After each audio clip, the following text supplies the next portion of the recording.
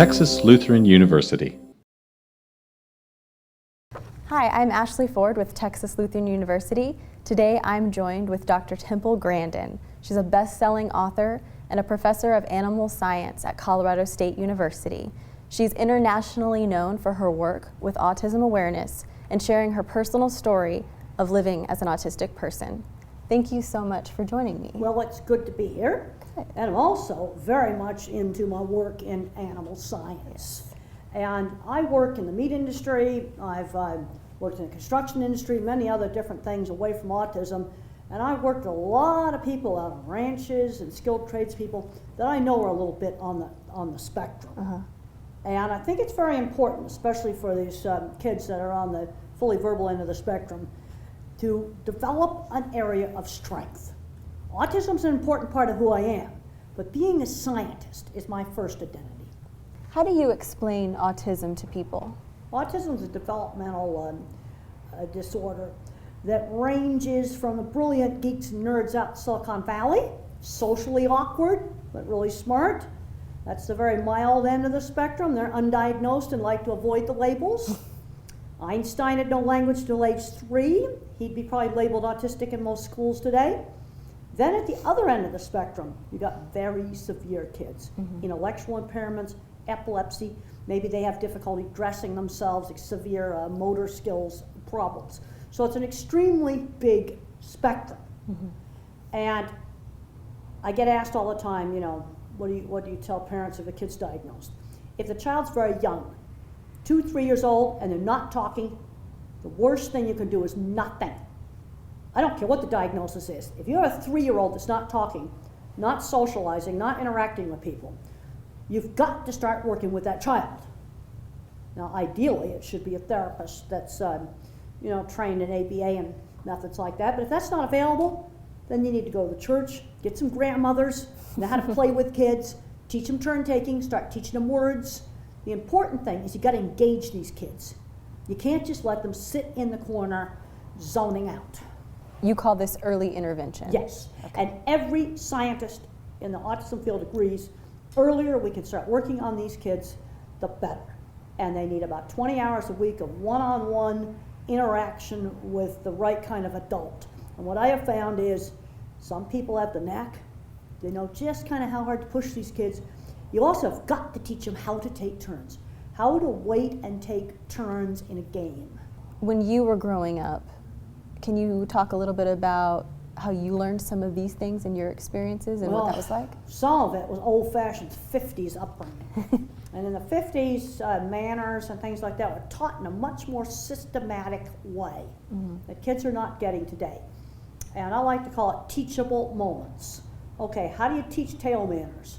Well, if I took my finger and I scooped up the mashed potatoes like that, Mother didn't scream no, she just said use the fork. You just give the correction. In fact, I remember in elementary school we had chocolate ice cream in these little dishes, and I went like that, and they just picked it up and said, "You're not a dog," and I never did that again. The mistake that parents make is when the child makes a mistake, you scream no. What you want to be doing is giving the instruction, telling them what they should be doing when they make a mistake. Now, I do want to talk about your TED Talk, where you are saying that the world needs all kinds of minds, and you discuss the autism spectrum. There's people that are autistic, dyslexic, ADHD. The head of JetBlue is ADHD. The head of IKEA had dyslexia. A little bit of some of these traits, like autism, ADHD, and stuff like that, sometimes can give some advantage. You get the kids that are, fully verbal, smart, they get some kind of label.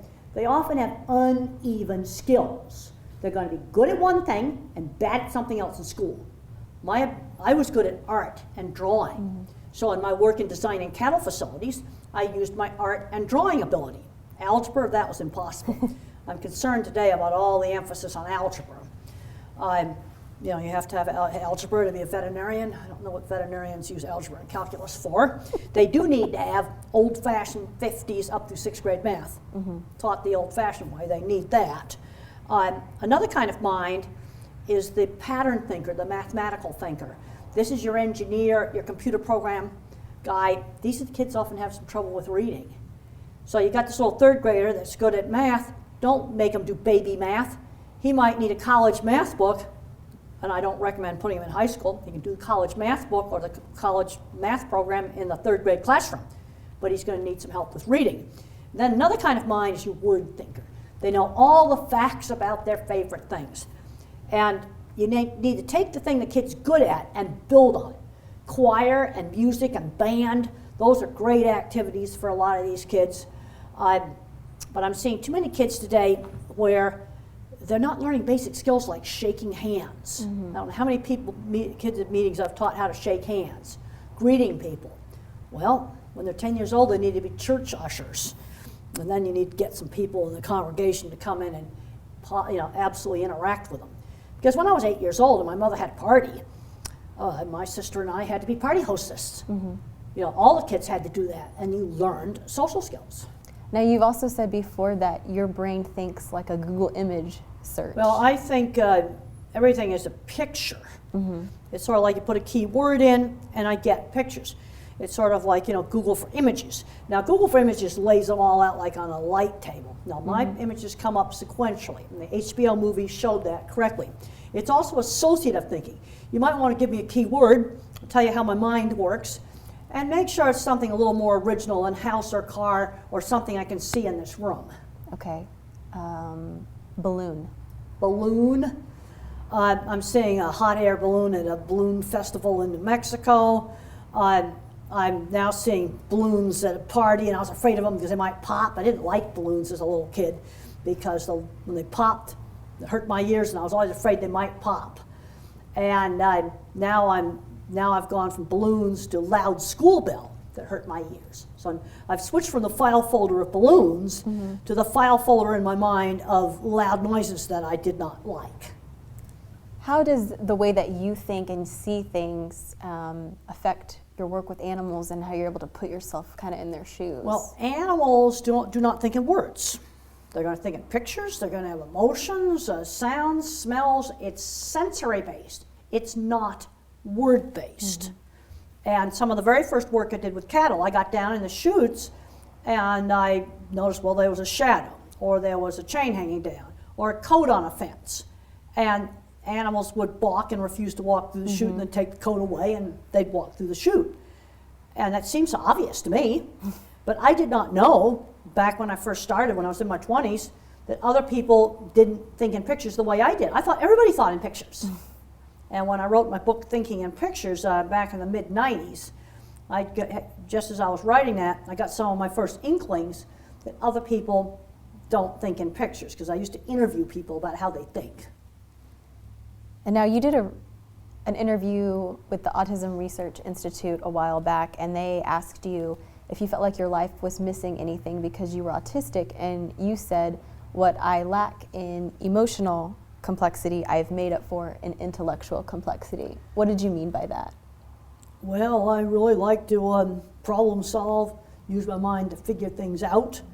I remember one time I was on a plane, I had a window seat, and this couple was kissing and smooching in the middle seat and the aisle seat, and they were doing googly eyes at each other. And I'm like watching it like a scientist. Boy, there was some electricity going on between them, and they were really having a good time. And yeah, there's some circuits in me that are just not hooked up.